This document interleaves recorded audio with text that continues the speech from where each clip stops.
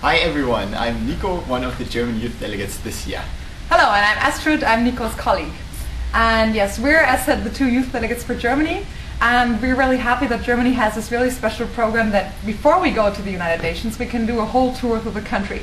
So this year we traveled around, 50 to 60 tour stops we had, and we visited everything where you meet young people. Like we went to schools, we went to youth organizations, we went to all kinds of youth conferences, youth events.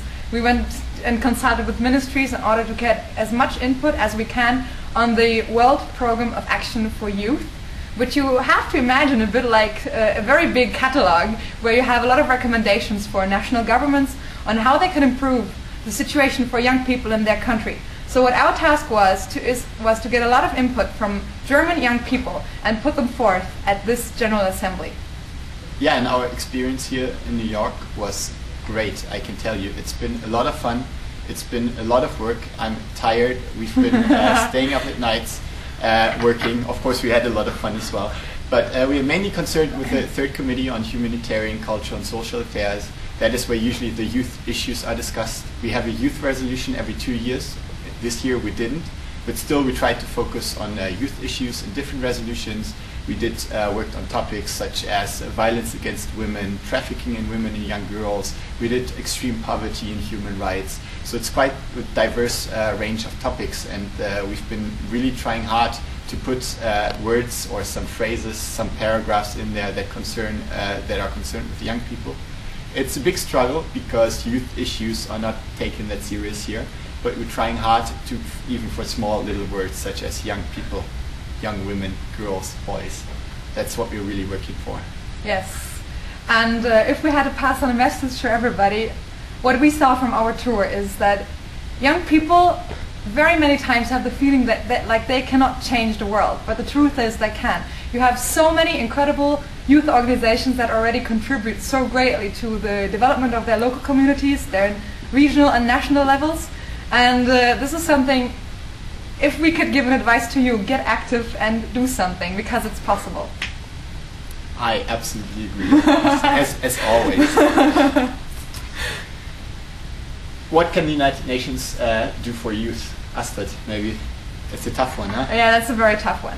Because basically what we experienced, well, at least that's true for our country, is that young people have the feeling that the UN were really, really far away from this.